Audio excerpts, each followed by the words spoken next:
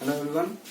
झारखंड में धर्म की जब बात करते हैं तो वैसे तो शुरू से ही यहाँ पे बहुत सारे धर्म फले फूले, जिसमें इंडिजिनस धर्म से लेकर के बौद्ध, जैन, इस्लाम, क्रिश्चियनिटी, हिंदुइज्म सब कुछ रहा। लेकिन जब ऐतिहासिक परिप्रेक्ष्य में हम बात करते हैं तो जेपीएससी और जेएसएससी के दृष्टिकोण से बौद्ध धर्म और जैन धर्म को पढ़ा जाता है या उसके बारे में जाना जाता है।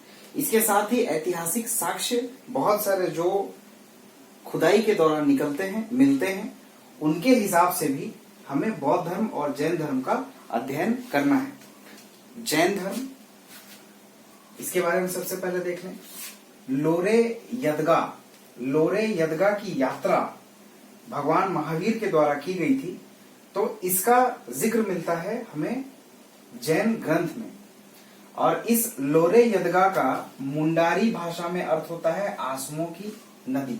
इसका मतलब है कि साक्ष्य के अनुसार ये लोरे यदगा यानी कि आंसुओं की नदी की यात्रा भगवान महावीर की जो बताई जाती है वो इसी क्षेत्र में हुई होगी।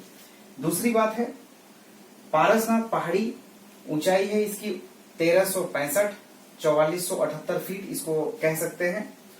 जैन धर्म को पढ़ते समय में पारसनाथ पहाड़ी को बिल्कुल भी अनदेखा नहीं किया जा सकता। पारसनाथ जो कि जैन धर्म का मक्का कहा जाता है या जैन धर्म के सबसे पवित्र स्थलों में से एक है ना।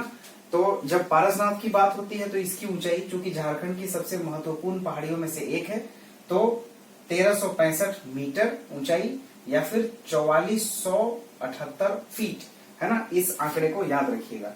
पारसनाथ पहाड़ी के बारे में एक और बात है, यहाँ 23वें तीर्थंकर यानी कि जो जैन धर्म के 23वें तीर्थंकर थे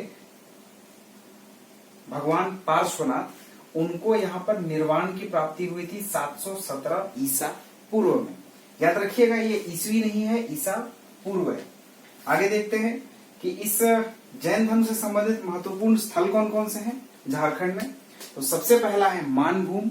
मानभूम जो है, जिसको कि धनबाद आज के समय में कहा जाता है, तो मानभूम में जैन सभ्यता संस्कृति का इम्पोर्टेंट या महत्वपूर्ण केंद्र रहा था। इसके बाद है दामोदर और कसाई नदी की घाटियां, यहाँ पर अवशेष मिले हैं। कौन कौन से अवशेष मिले हैं? बहुत सारे अवशेष मिले हैं, जैसे पूजा स्थल मिला है और इसके अलावा मूर्तियां मिली हैं। इसके बाद हनुमान गांव जो है ये पलामू में पड़ता है, यहाँ पर पूजा स्थल मिला हुआ है।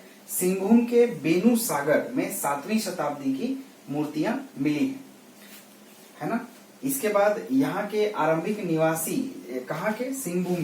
सिंहभूम के आरंभिक निवासी जो बहुत सारे ऐतिहासिक साक्ष्यों के आधार पर पता लगाए जा सकते हैं, तो सिंहभूम के आरंभिक निवासी जो थे वो जैन धर्म के मानने वाले थे, जिनको कि सरक या श्रवक कहा जा सकता है।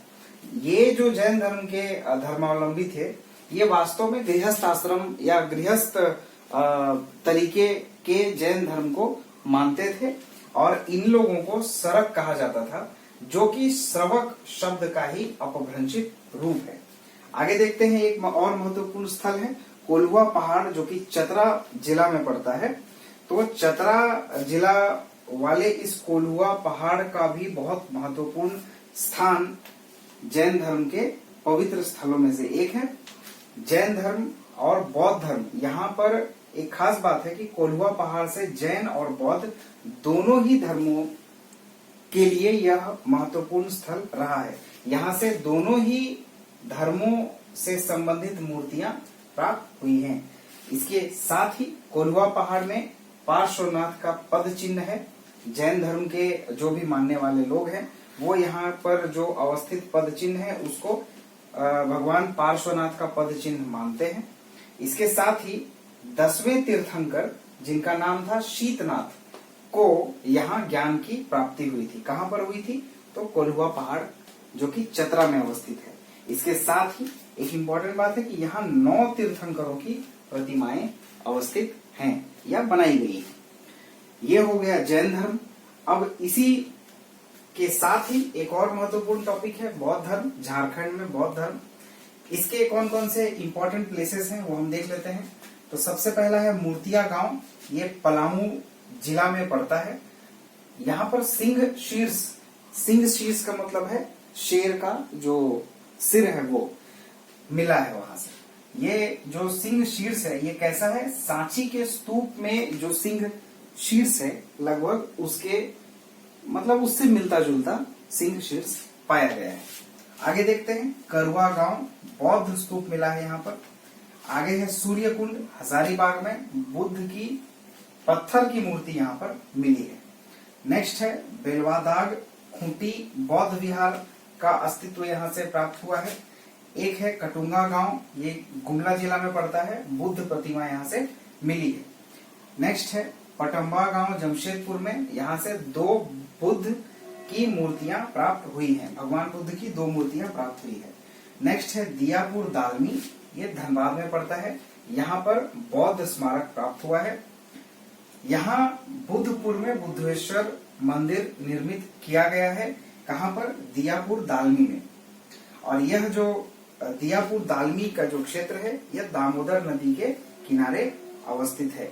इसके अलावा ईचागढ़, यहाँ पर माँ तारा की मूर्ति है। माँ तारा कौन है, तो एक बौद्ध देवी है। इनकी मूर्ति जो है वो रांची संग्रहालय में रखी गई है। इसके अलावा सीतागढ़ पहाड़ जो है जो हजारीबाग जिला में है अवस्थित है, बौद्ध विहार यहाँ पर मिला है, उसके अवशेष मिले हैं। और इसी सीतागढ़ पहाड़ जो हजारीबाग में अवस्थित है इसका जिक्र फाहियान ने किया था। फाहियान जैसा कि आप जानते हैं एक चीनी यात्री थे जो भारत में बौद्ध धर्म और उससे संबंधित ज्ञान की प्राप्ति हेतु भारत की यात्रा पर आए थे। कब आए थे ये कमेंट सेक्शन में आपको बताना है, आपके लिए होमवर्क। अब देखिए, बुद्ध की 4 आकृतियां वाला एक स्तूप मिला है। कहाँ मिला है, सीतागढ़ पहाड़ में। ये सीतागढ़ पहाड़ चूंकि फाहियान ने भी इनका जिक्र किया है, यहाँ पे बौद्ध विहार का अस्तित्व मिलता है। इसके साथ ही बुद्ध की 4 आकृतियों वाला स्तूप भी मिला है। मेरे ख्याल से सीतागढ़ पहाड़ जो है ये इम्पोर्टेंट है। इसके साथ ही ईचागढ़, इसका भी नाम आप याद रखेंगे। यहाँ पर बौद्ध देवी माँ तारा की मूर्ति मिली थी जिसे रांची संग्रहालय में रखा गया है। तो इस तरीके से झारखंड के परिप्रेक्ष्य में ऐतिहासिक दृष्टिकोण से बौद्ध धर्म और जैन धर्म दोनों ही जेपीएससी और जेएसएससी के लिए इम्पोर्टेंट है। तो हम लोगों ने इस वीडियो के माध्यम से इसको कवर कर लिया। Thank you.